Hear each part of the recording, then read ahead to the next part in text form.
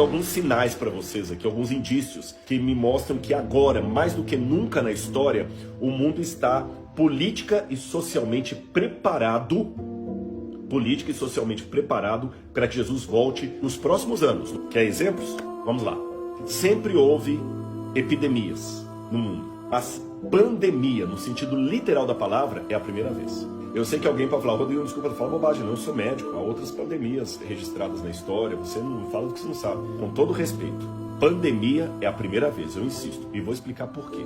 Eu já lecionei história, e a gente falava da Primeira e Segunda Guerra Mundial. Mas, literalmente falando, não foi uma Primeira Guerra Mundial, porque nem todos os países do mundo estavam envolvidos. Nem a Segunda Guerra Mundial foi de fato mundial, apesar de ter esse título. E quando eu vou ao dicionário, eu descubro que a diferença de epidemia para pandemia é que a epidemia é regional, a pandemia é mundial.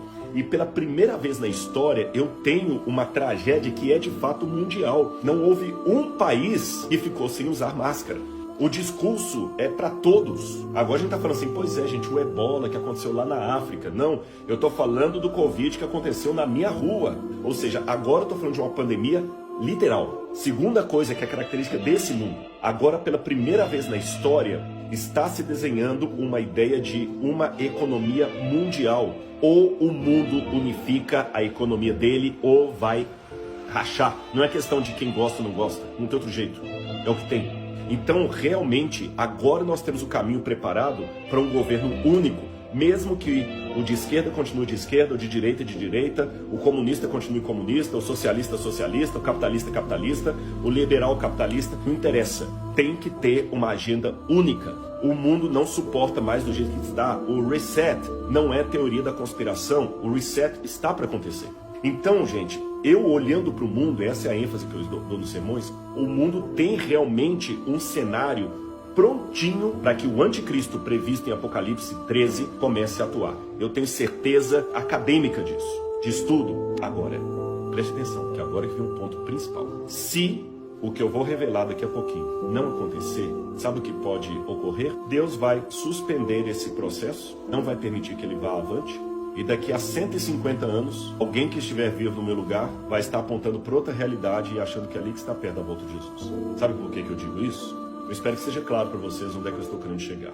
Quando o povo de Israel foi liberto com mão poderosa de Deus do Egito, Canaã já estava pronta para recebê-los. Eles podiam chegar em Canaã com 40 dias, ou até menos, tranquilos. Então, se eu fosse olhar com linguagem profética ou apocalíptica o que aconteceu, depois de séculos como escravos no Egito, chegou o momento em que Deus poderia agir. E ele agiu. Ele trouxe Moisés, deu as pragas, olha os sinais da libertação. Imagine agora o êxodo como sendo uma espécie de volta de Jesus para os hebreus do Egito, tá bom? Vamos imaginar assim.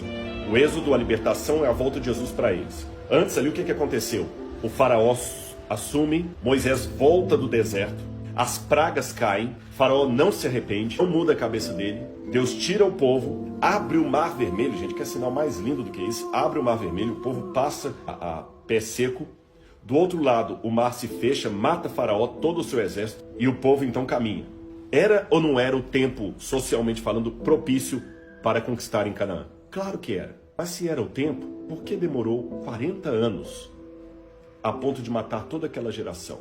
Porque o povo saiu do Egito, mas o Egito não saiu deles. O povo estava por demais confiado nos sinais externos. Estavam por demais olhando pela janela o que estava acontecendo no Egito e esqueceram de olhar o que estava acontecendo dentro do povo hebreu. Então, embora profeticamente eles tinham condições de já estar na terra prometida, em um mês precisaram 40 anos para que isso acontecesse. Fazendo um paralelo, a mesma coisa hoje. Esses eventos que eu dei para vocês aqui, de globalização, de mundo unificado, me indicam que nós estamos como os hebreus ali na Páscoa. Estamos na iminência de Jesus voltar.